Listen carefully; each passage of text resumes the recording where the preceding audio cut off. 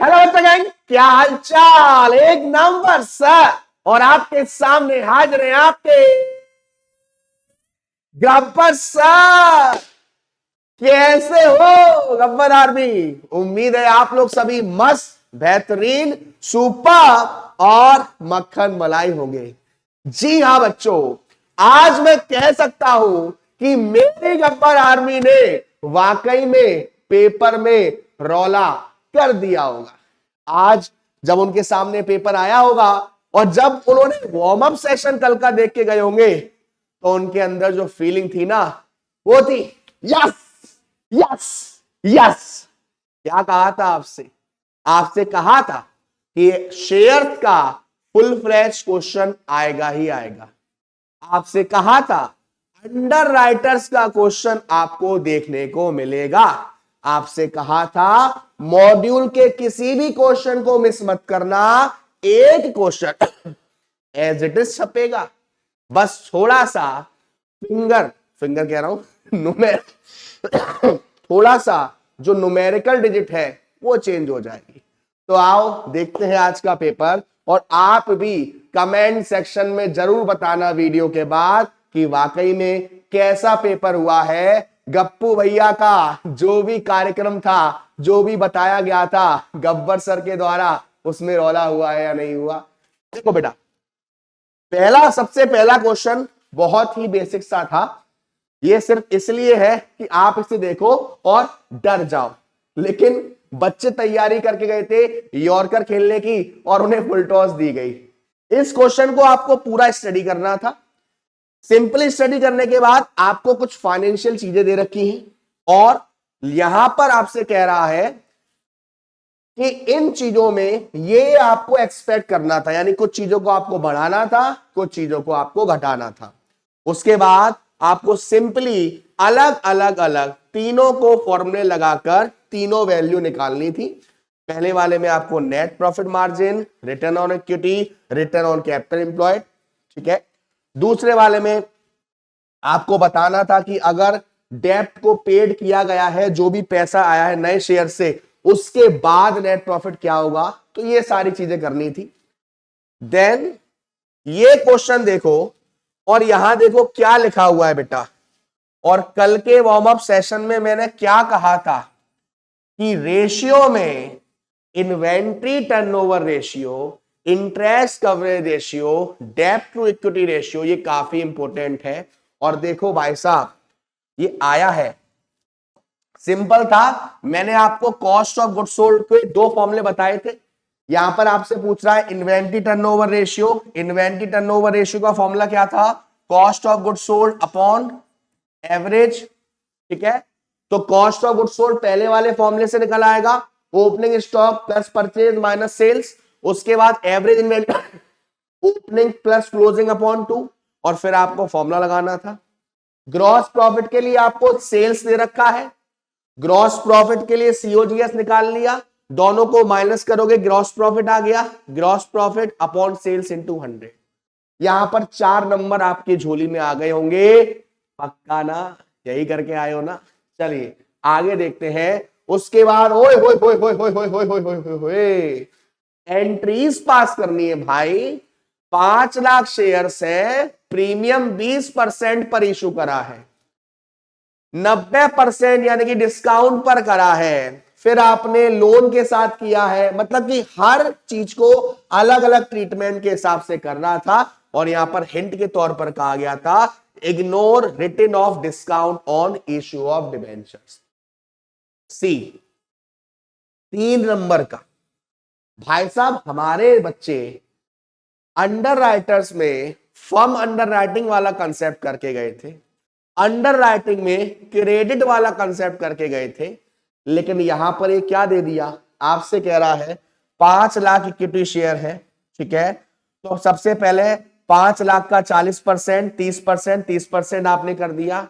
उसके बाद आपको मार्क्ड एप्लीकेशन दे रखा है 1,50,000 और इतना, वो माइनस कर दिया। 4.5 लाख की एप्लीकेशन आई है, इन तीनों को जोड़ो तो ये आएगा 1,95,000। तो 4.5 लाख में से 1,95,000 माइनस किया, बाकी का हो गया अनमार्क्ड एप्लीकेशन, उसको माइनस करना था, और हर अंडर राइटर्स की अपनी अपनी एक लायबिलिटी निकल आती। ठीक है, चलिए आगे देखते हैं। ये देखो, और ये तो देखो ही देखो, 6 नंबर में कहा था कि बेटू शेयर्स का फुल फ्लैज क्वेश्चन आएगा, और ये रहा। और जो 6 नंबर में आया है, आपको you are required to pass general entry for the forfeiture and री इशू।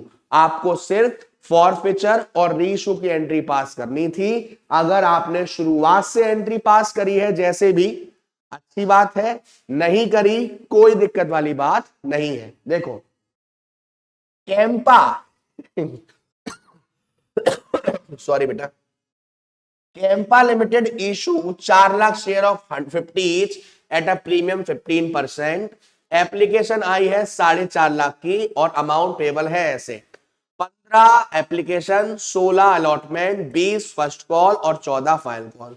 आपसे कह रहा है alpha who was allotted 6,000 share did not pay allotment and first call and thereafter his share were forfeited। इसके शेयर्स के forfeiture की entry first call के तुरंत बाद कर दो, सेम यहां पर फर्स्ट कॉल के तुरंत बाद कर दो। लेकिन ध्यान रखिएगा, जिन लोगों ने अलॉटमेंट का पैसा नहीं दिया, देखो ओवर सब्सक्रिप्शन का केस है, हाँ, कुछ भी मेंशन नहीं है कि रिटर्न है या एडजस्ट है, तो मान के चलेंगे एडजस्ट, यानी इस वाले केस में तो आपको अप्लाइड वाला कंसेप्ट भी लगाना पड़ेगा। देन उसके बाद फाइनल कॉल के बाद इनके शेयर की एंट्री आपने करी, देन अल्फा और बीटा सिर्फ इनके शेयर रीशूट करे हैं 42 के हिसाब से, तो रीशूट की आपको जनरली एंट्री करनी थी और कैपिटल रिजर्व में अमाउंट डालना था। ईमानदारी से बताना, कमेंट सेक्शन में जरूर बताना कितने नंबर छापे आए हो आज के एग्जाम, कितने नंबर आपके अच्छे से आ जाए। तब तक हम आगे बढ़ते हैं। Rama limited issue 5,000 8% debenture of इतना each at discount of 5%। The debenture are repayable by equal annual drawing in 4 year. कुछ नहीं करना आपको, जो अमाउंट है उसको 4 साल की इक्वल एनुअल इंस्टॉलमेंट में निकालना है, और उसकी बेसिकली आपको अमाउंट शो करना है। यहां पर देखिए सेंट्रल टेक्सटाइल लिमिटेड, यहां पर आपको फॉरकास्टिंग फाइनेंशियल वाला टाइप का क्वेश्चन है। रेवेन्यू आपको दे रखा है, वेरिएबल कॉस्ट 70% ऑफ सेल्स दे रखा है, फिक्स कॉस्ट दे रखा है, डेप्रिसिएशन दे रखा है, इनकम टैक्स दे रखा है। अब यहां पर आपसे कह रहा है central textile limited management is attempted to project profitability for next year. अब दो चीजें दे रखी हैं, एक अच्छी है और एक बुरी है, आपको दोनों कंडीशन लेके चलना है। अगर इसकी बात करें 40% इंक्रीज, तो 1,000 का 40% 400, तो कितना हो जाएगा 1400। 65% ऑन सेल्स, तो इसका निकाल दोगे आप 65%। फिक्स कॉस्ट 113 और डेप्रिसिएशन जो पहले के दे रखा है वो। अगर बुरा होता है तो क्या होगा, 20% कम यानी कि 200, यानी हो गया 800। 71% ऑफ सेल्स 120 माइनस, और सेम डेप्रिसिएशन में जैसा कि कहा गया है। तो भाई साहब ये 5 नंबर का था। आप अगर अपने मॉड्यूल को देखोगे, उस मॉड्यूल में सेम इसी टाइप का एक क्वेश्चन दिया हुआ है बेटा, और मैं दिल से बता रहा हूं, मुझे बहुत सुबह से डर लग रहा था कि बच्चे कैसे एग्जाम दे रहे होंगे, क्या कर रहे होंगे, क्या सोच रहे होंगे। रात को सोए नहीं थे, कल रात को बहुत देर तक बच्चों से बात होती रही, सर क्या क्या और कर ले, क्या कर ले सर, डर लग रहा है सर, पेपर कैसा आएगा। लेकिन फाइनली अब आप एक रिलैक्स की नींद लोगे। मॉड्यूल 1 के पेपर यहां खत्म हो चुके हैं, मॉड्यूल 2 वाले बच्चे, ठीक है, तो सब मौज लेंगे। अब आखिरी पेपर था, रिलैक्स करेगा, रिजल्ट आपके फेवर में ही आएगा। चलिए आगे देखिए, इस क्वेश्चन को आप देखो, और जो आपकी बुक है ना, आप अपने मॉड्यूल में शेयर्स वाले चैप्टर में बायबैक का एक ही क्वेश्चन दे रखा है, आप उस क्वेश्चन को उठा के देखो, सेम सेम जैसा लगेगा, बस वैल्यू चेंज है।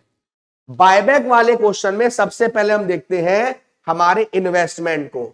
ये दे रखे हैं investment would be sold for 11,75,000। तो इन्वेस्टमेंट बेचा, इन्वेस्टमेंट था कितने का, इन्वेस्टमेंट था 7.5 लाख का और 11 लाख कुछ में आपने बेच दिया, यानी फायदा हुआ।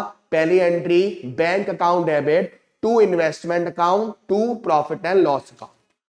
10% of equity share would be bought back. तो यहां पर आपने शेयर कैपिटल निकाल ली, ठीक है, डिवाइड करके 10 से, और उसका 10% आपने बायबैक किया है 17 पर शेयर के हिसाब से। 10 के हिसाब से करना था, 17 पर किया है, 60 का प्रीमियम है।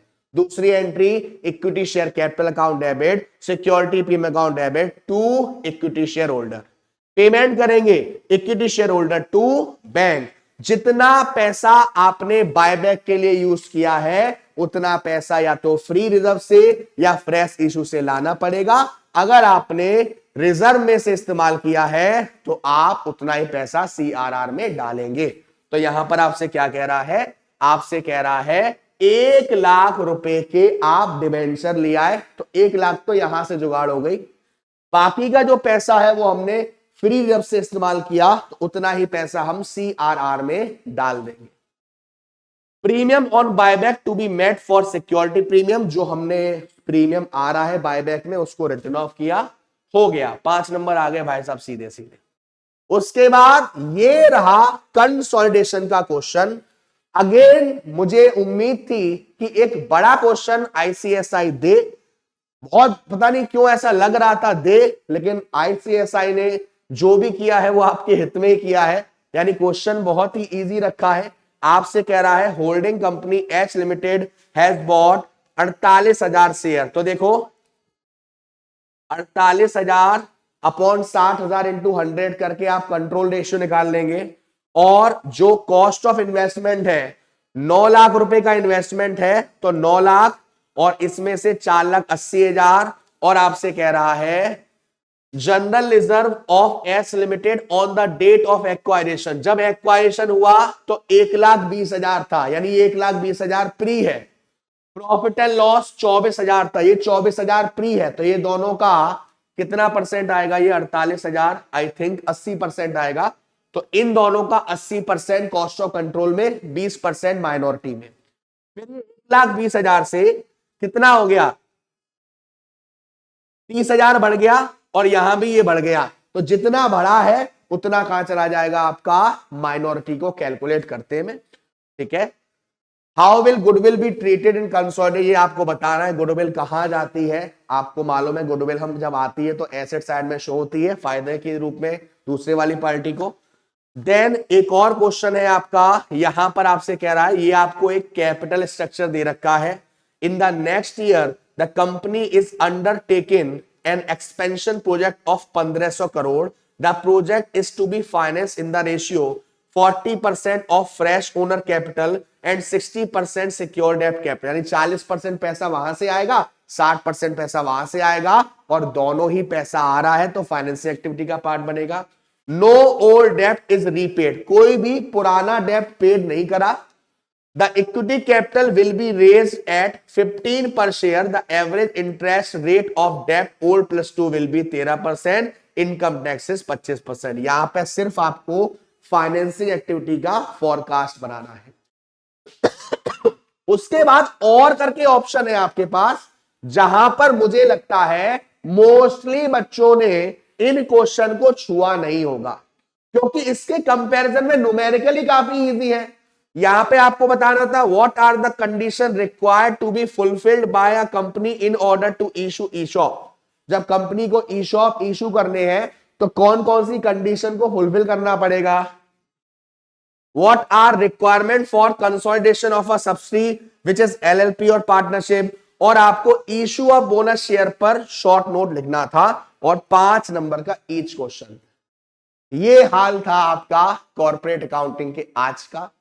कमेंट सेक्शन में अपने भाई को जरूर बताना कैसा रहा पेपर, मजा आया ना, आगे अब रौला और करेंगे ना। तो अभी फिलहाल के लिए ब्रेक लेंगे, जल्दी आपसे मुलाकात होगी, रिजल्ट वाले दिन मुलाकात होगी, आप लोग सामने होंगे, आप लोग खुश होंगे। तो अभी के लिए इतना ही। मिलते हैं आपसे, तब तक अपना ध्यान रखिएगा, खाना पीना खाते रहिएगा, माँ बाप का ध्यान रखिएगा। Tata bye bye, see you. Gabbar sir, Gabbar army, #Rolla on the top। Hello बच्चों, I hope you all are doing good. I am CSCA में देवाशीष गोस्वामी और हम करेंगे FM का पेपर रिव्यू। बच्चों, एक डिस्क्लेमर मैं आपको पहले ही दे दूं, कभी भी कोई भी टीचर के लिए पेपर इजी रहेगा, बच्चे के पॉइंट ऑफ व्यू से क्या है वो मैटर करता है। तो मैं अगर एक बच्चे के पॉइंट ऑफ व्यू से बोलूँ, एक स्टूडेंट के पॉइंट ऑफ व्यू से बोलूँ, तो मुझे ऐसा लगता है कि जो पेपर था वो मॉडरेट था। हाँ, जो हम बड़े बड़े चैप्टर एक्सपेक्ट करते हैं कि कैपिटल बजटिंग आएगा, वर्किंग कैपिटल आएगा, कॉस्ट ऑफ कैपिटल आएगा, इन तीनों को शहंशाह माना जाता है, लेकिन इनसे कुछ खास क्वेश्चन आए नहीं। ठीक है, तो मैं ये कह सकता हूँ कि थोड़ा अनएक्सपेक्टेड पेपर ज़रूर था। कोई ऐसा नहीं था कि भाई किसी ने सोचा हो कि एकदम एग्जैक्टली ऐसा क्वेश्चन आएगा, लेकिन हाँ, पेपर में ये कहूँगा कि डुएबल है। पेपर में ये कहूँगा कि अटेम्प्ट आप कर सकते हैं। छोटे छोटे आपके जो न्यूमेरिकल है वो आए हैं, स्मॉल न्यूमेरिकल आए हैं। आपका टाइम बिल्कुल यहाँ पे ज़्यादा नहीं लगा होगा, ऐसा मेरा मानना है। ठीक है, आपका क्या मानना है, आपको कैसा लगा, आप ज़रूर बताइएगा। कुछ बच्चों से मेरी बात हुई, उनको ये पेपर इजी भी लगा, लेकिन हाँ, मुझे ऐसा लगता है कि मेजॉरिटी बच्चों को ये पेपर मॉडरेट लगा होगा। ठीक है, अब देखेंगे अगर आप पहला पेपर, ये मेरा ही हाथ है, ये पहला पेपर अगर आप देखेंगे तो पहला पेज जो है इतना बड़ा आपको एक तो केस स्टडी जैसा दे दिया है, बच्चा वहीं सोचने लग जाए कि पता नहीं क्या क्या पूछ रहा है।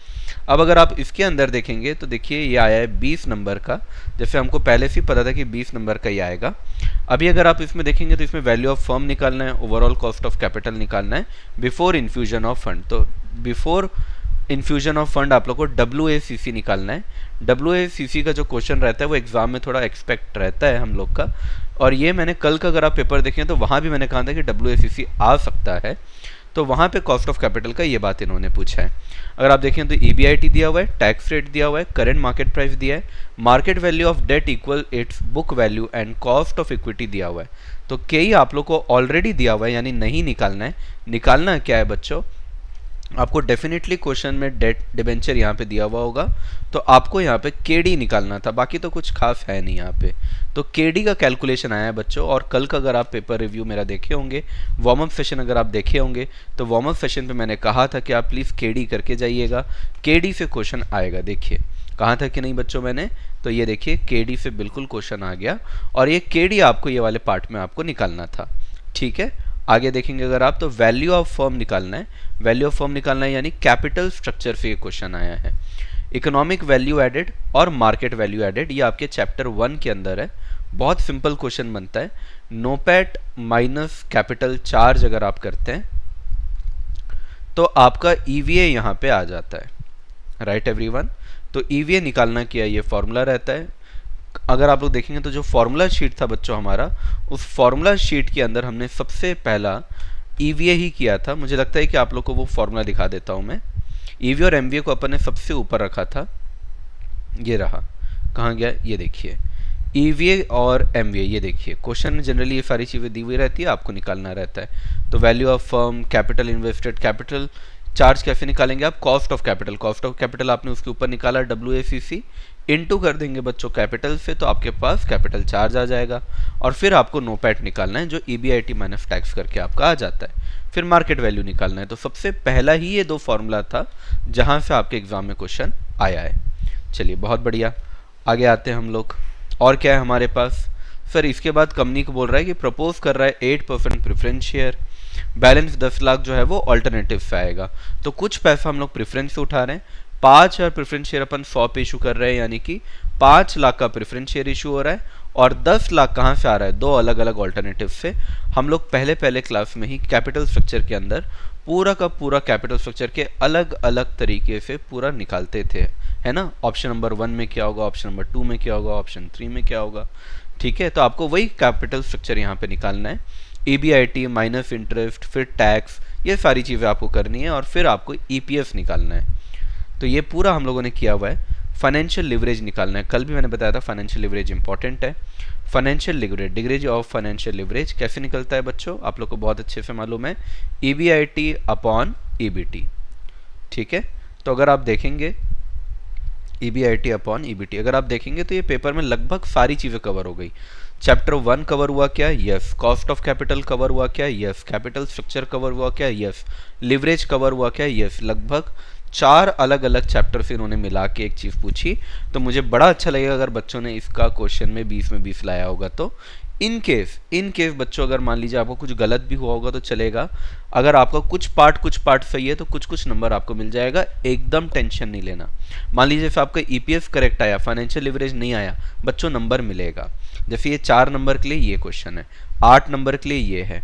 तो मान लीजिए आपने कैपिटल स्ट्रक्चर अल्टरनेटिव 1 का सही बनाया, अल्टरनेटिव 2 का गलत बनाया, कोई बात नहीं बच्चों, आपको फिर भी नंबर मिलेंगे। आपने EPS सही बनाया ना, 2 नंबर मिल जाएगा। फाइनेंशियल लिवरेज सही बनाया, 2 नंबर मिल जाएगा। तो स्टेप मार्किंग होती है, बिल्कुल चिंता मत करना, बिल्कुल यहाँ पे स्टेप मार्किंग होगी। पहला पेज किसी काम का ही नहीं था, पूरा का पूरा ये जो सेकंड पेज है, सेकंड पेज से देख के आपको क्वेश्चन अटेम्प्ट करना था। अब अगर आप आएंगे तो होल्डिंग पीरियड रिटर्न बच्चों, होल्डिंग पीरियड रिटर्न में अगर आप देखेंगे तो हमारे फॉर्मूला शीट में था। हाँ, इंस्टीट्यूट ने इसका कोई न्यूमेरिकल क्वेश्चन नहीं दिया है, कोई न्यूमेरिकल क्वेश्चन अलग से नहीं दिया है, लेकिन हाँ होल्डिंग पीरियड रिटर्न जो है वो हमारा फॉर्मूला ज़रूर है, बहुत सिंपल है। कल मैंने कहा भी था कि जो हमारा ये जो फॉर्मूला शीट है ना, अगर आप उसको दें तो बहुत सारी चीज़ें आपकी वहाँ से बन जाएंगी। हमारा इक्वेशन मैंने इंपॉर्टेंट कहा था, नहीं आया। कई बार इंपॉर्टेंट चीज़ें भी नहीं आती, जो हमको लगता है इंपॉर्टेंट है पर वो नहीं आता। फिर ये देखिए होल्डिंग पीरियड रिटर्न मैंने बोला था कि प्राइस रेट ऑफ चेंज, ये अरुण वगैरह नहीं आएगा, आएगा तो प्राइस रेट ऑफ चेंज आएगा, और उसी से मिलता जुलता है आपका होल्डिंग पीरियड रिटर्न। आपकी इनकम साल भर में कितनी हुई, प्लस क्या करना है आपका क्लोजिंग, माइनस क्या करना है आपका ओपनिंग, डिवाइड बाई क्या करना है ओपनिंग, और परसेंटेज में लाने के लिए क्या करते हैं अपन इनटू 100। क्या ये सारी बातें क्वेश्चन में ऑलरेडी दी हुई है बच्चों? यस सर, क्वेश्चन में सारी बातें दी हुई है। ये इन्वेस्ट किया हमने 1 अप्रैल को, तो ये हमारा ओपनिंग बन गया। ये हमने 31 मार्च का, तो ये हमारा क्लोजिंग हो गया। और ये हमारा क्या बन गया बच्चों? इनकम बन गया। तो अपने को क्या करना है, income plus opening minus closing divided by opening into 100। ठीक है, एक second sorry, plus closing minus opening divided by opening into 100, और इससे आपका होल्डिंग पीरियड रिटर्न आ जाएगा। Got it everyone? इसके बाद ये बहुत ही बेसिक सा PV रेशियो कैसे निकलेगा, सेल्स कितना लगेगा, डिवाइड सेल्स का, ऐसा एग्जैक्ट क्वेश्चन बच्चों, ऐसा एग्जैक्ट क्वेश्चन हमारे स्टडी मैट में है। ये स्टडी मैट से ही आप समझ के चलिए, बस फिगर्स चेंज है और सिमिलर क्वेश्चन है। कुछ बच्चों ने मुझसे सुबह आज पूछा भी था, वैसे ही क्वेश्चन यहाँ पे आया है। नेट प्रॉफिट कितना होगा, ब्रेक इवन पॉइंट कैसा होगा, स्टडी मैट में सिमिलर क्वेश्चन है, बिल्कुल वैसे ही आया है। फिर इसके बाद नेट ऑपरेटिंग इनकम अप्रोच से आप लोग को यहाँ पे क्या निकालना है, कॉस्ट ऑफ इक्विटी निकालना है, के ही निकालना है। Right everyone? तो हम लोग को मालूम है कि value of equity is equal to क्या होता है बच्चों, EBIT minus interest divided by क्या करते हैं अपन, के। तो पहले तो आप वैल्यू ऑफ इक्विटी निकालेंगे और फिर आप लोग क्या करेंगे, के निकालेंगे। आप अगर आप देखेंगे तो EBIT ऑलरेडी दिया हुआ है, इंटरेस्ट आप निकाल लेंगे, ठीक है, क्योंकि इंटरेस्ट की अलग अलग इन्फॉर्मेशन दिया हुआ है। टोटल कैपिटल भी आपको दिया हुआ है, आप बहुत ही इजीली इस क्वेश्चन को भी कर सकते हैं। पर हाँ, हल्का सा नयापन जरूर है क्वेश्चन में, तो हो सकता है कुछ बच्चों को नहीं समझ में आया हो। EOQ very simple, √2AO divided by C। तो मुझे लगता है कई बच्चे तो इसको बीकॉम वगैरह में भी किए होते हैं, और इसको माना जाता है FM का कोई बहुत टफ चीज़ नहीं, बहुत इजी चीज़ मानी जाती है। और क्वेश्चन में कुछ घुमाया भी नहीं है, सब कुछ दिया है। A आपको दिया हुआ है, O आपको दिया हुआ है, कॉस्ट दिया हुआ है यानी परचेज प्राइस दिया हुआ है, C आपको दिया हुआ है, सब कुछ आपको दिया हुआ है। आपको सिर्फ इसको फॉर्मूला में डालना है और आंसर आ जाएगा। अब अगर आप देखेंगे थ्योरी, कुछ बच्चे कल मुझसे पूछ रहे थे कि सर थ्योरी में इंपॉर्टेंट क्या है। तो देखिए मैंने थ्योरी में क्या क्या इंपॉर्टेंट कहा था। मैंने कहा था बच्चों कि थ्योरी में सबसे इंपॉर्टेंट आपके लिए क्या रहेगा, कहाँ गया, जस्ट अ सेकेंड, ये देखिए थ्योरी में मैंने आपको कहा था कि कुछ प्रैक्टिकल, एक तो टेक्निकल एनालिसिस से कुछ आ सकता है, रिस्क के कुछ चीज़ें, रिस्क के कोई मान लीजिए टाइप वगैरह आ सकते हैं। प्रैक्टिकल के अंदर जैसे NPV PVP जो प्रैक्टिकल टॉपिक है, प्रैक्टिकल टॉपिक का कोई थ्योरी आ सकता है। फिर फैक्टर्स आ सकते हैं, कैपिटल स्ट्रक्चर आ सकता है, और प्रॉफिट और वेल्थ मैक्सिमाइजेशन आ सकता है। ये कुछ टॉपिक्स मैंने बताए थे। देखिए सबसे पहला तो प्रेजेंट वैल्यू ऑफ एन्युटी है, ठीक है, ये मैंने कल तो नहीं बताया था, लेकिन ये बहुत ही सिंपल है, आपको पता है प्रेजेंट वैल्यू कैसे निकालते हैं, वो आपको यहाँ बताना है। प्राइमरी ट्रेंड देखिए टेक्निकल एनालिसिस का क्वेश्चन आ गया, ये हमारे वार्म अप सेशन में था। RADR सर्टेनिटी इक्विवेलेंट, इसका प्रैक्टिकल दिया हुआ है, आपको थ्योरी पूछा है, तो ये भी मैंने बोला था कि कुछ प्रैक्टिकल से रिलेटेड थ्योरी जैसा आ जाएगा, और फिर रिस्क और लिवरेज के बीच में क्या कनेक्शन है ये आपको बताना है। Got it everyone? तो रिस्क से रिलेटेड क्वेश्चन भी आ गया आपके पास। तो थ्योरी भी जिन बच्चों ने अटेम्प्ट किया होगा लगभग अच्छा खासा लिख लिया होगा, ठीक है। तो मुझे ऐसा लगता है बच्चों कि पेपर वॉज गुड, आप लोग को अच्छा लगा होगा, ठीक है। कुछ बच्चों के लिए मॉडरेट, कुछ बच्चों के लिए ईजी रहा होगा। जैसा भी आपका पेपर गया आप मुझे ज़रूर बताइएगा कि आपका पेपर कैसा गया। अगर आपको कोई डाउट है तो ज़रूर पूछिएगा। मैं अभी यहाँ पे एग्जैक्ट आंसर्स नहीं बता रहा हूँ, आपको मैंने फॉर्मूला बता दिया है, हिंट मैंने कर दिया है कि किस तरीके से क्या क्या निकलेगा, कहाँ कहाँ आपको आंसर मिल सकता है, ये सब भी मैंने आपको बता दिया है। फिर भी आपके मन में कुछ रहे तो ज़रूर बताइएगा, ठीक है। आई hope you will enjoy your, क्या बोलना चाहिए, हॉलीडे कुछ दिनों के लिए, क्योंकि आप लोगों ने बहुत मेहनत की है, तो इन्जॉय कीजिए। और अगर आपका पेपर अच्छा गया है, उसमें हमारा कुछ कंट्रीब्यूशन था, तो ज़रूर बताइएगा। Got it everyone? Thank you so much.